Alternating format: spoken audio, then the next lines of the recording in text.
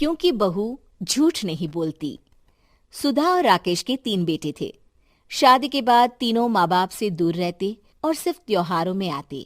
माँ जी, पिताजी, अगली बार आप लोग हमारे घर आइएगा। अरे नहीं बहू, सब यहीं आ जाते हैं तो घर खिला खिला लगता है। हाँ बहू, तू हमेशा बुलाती है तो जरूर आएंगे तेरे पास भी। हाँ हाँ, दीदी का घर बड़ा जो है, सब कुछ आपने शादी के बाद दीदी को ही तो दे दिया था। हमें भी दिया होता तो हम भी बड़ा घर लेते। क्यों सुनील? अरे नहीं नहीं, पापा ने सबको एक बराबर ही दिया है। छोटी बहू, क्या चाहिए तुम्हें, बोलो। वो आपके सोने की चेन वाली घड़ी है ना, वो अगर आप मुझे। तभी वहाँ मजली बहू भी आ जाती है। और मुझे ना आपका मंगलसूत्र कितना लंबा, सुंदर और भारी भी है। अरे हाँ हाँ, तुम दोनों को ही दूंगी बहू, चिंता ना करो। चलो अब खाना लगाओ, खाना खाया जाए। सभी मिलकर खाना खाते हैं कि पड़ोसन आ जाती है। अरे सुधा बहन, थोड़ी चीनी तो देना, घर में शक्कर नहीं है और मेहमान सर पर बैठे हैं। अरे छोटी बहू, चाची को शक्कर तो दे दो। अरे मजली दीदी, आप दे दीजिए ना, मैं यहाँ कम आती हूँ तो मुझे पता ही नहीं है कि सासू माँ सारी चीजें कहाँ रखती है। और तुम, मैं कौन सा यहाँ रोज शक्कर फाँकने के लिए आती हूँ, मुझे भी नहीं है पता। तभी बड़ी बहू हाथ में चीनी की कटोरी लेकर आती है। चाची, शक्कर आप लोगों का बड़ा सहारा है माँ जी और पिताजी को, वरना हम लोग तो यहाँ रहते ही नहीं। आप जैसे पड़ोसी हैं तो हम निश्चिंत है। और जीती रहे बहू, आप तो ये घर पड़ोस कम परिवार ज्यादा लगता है। सुधा अपनी बड़ी बहू को देखकर बहुत खुश रहा करती थी। वो उससे अक्सर घंटों बात भी किया करती, लेकिन दोनों दूसरी बहुओं का भी वो समझती थी कि शायद छोटी है, वक्त आने पर संभल जाएंगी। समय आ जाता है जब सभी को वापस जाना होता है। माँ जी, हम लोगों की फ्लाइट पहले है, हमें इजाजत दे। वो सास के गले लगकर चली जाती है। थोड़ी देर बाद छोटी बहू कहती है, माँ जी, मैं ना ये सोफे के कवर और चादरें ले जा रही हूँ, यहाँ तो ऐसी ही पड़ी रहेंगी। हाँ हाँ बहू, ले जा, और कुछ चाहिए तो बोल। और तो चाहिए बहुत कुछ, पर चलिए कोई बात नहीं, अगली बार ले जाऊंगी मैं। ऐसे ही मंजली बहू भी घर का बहुत सारा सामान ले जाती है। सभी के जाने के बाद सुधा राकेश से कहती है, घर कितना सूना लग रहा है ना। हाँ, और खाली भी। तुम्हारी दोनों बहुएं सब बटोर गई।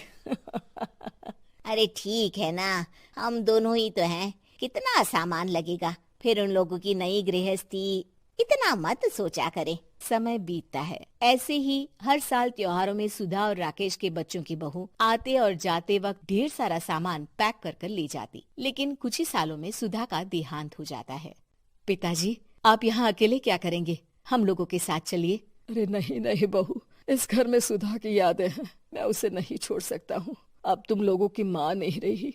देख लो, वैसे तो मैंने उसके जीते जी सब कुछ दे दिया है, लेकिन कुछ उसका पर्सनल कीमती सामान था जो ये है, ले लो। सामान में होती है एक घड़ी और एक मंगलसूत्र। माँ जी ने कहा था कि वो ये घड़ी मुझे देंगी। हाँ हाँ पिताजी, माँ ने सबके सामने ये घड़ी सरिता को देने के लिए कहा था। उठा लो सरिता माँ की घड़ी। अब क्या था, छोटी बहू फट से घड़ी उठा लेती है। और पिताजी, ये मंगलसूत्र तो माँ ने मुझे ही देने को कहा था, याद है ना? वो सभी की ओर इशारा करती है।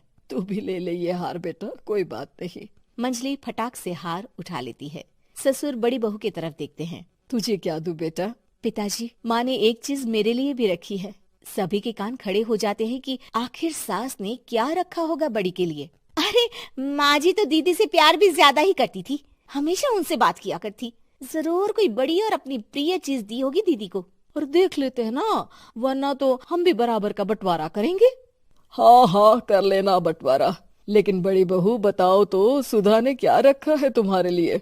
अभी तो हम लोग यही हैं पापा जी, जब जाने लगेंगे तो बता दूंगी। बड़ी बहू के मुंह से ये बात सुनकर बाकी दो बहुएं सोचने लगती हैं कि आखिर क्या है जो दीदी को सासू माँ देकर गई हैं। दीदी, ऐसा तो नहीं ना कि पूरे घर का आधा हिस्सा माँ बड़ी भाभी को देकर गई हो? तभी वहाँ ससुर आ जाते हैं। नहीं नहीं, ऐसा कुछ नहीं है। मकान तो तुम तीनों का बराबर से है। देखो, बड़ी बहू से तुम्हारी सास ज्यादा जुड़ी थी, न जाने क्यों घंटों बात किया करती थी। पता नहीं क्या देकर गई है उसे। और ससुर जी, आपको क्या पता, चालाकी से पूरे घर के पेपर में साइन करवा लिए हो, या फिर कोई छुपा गहना।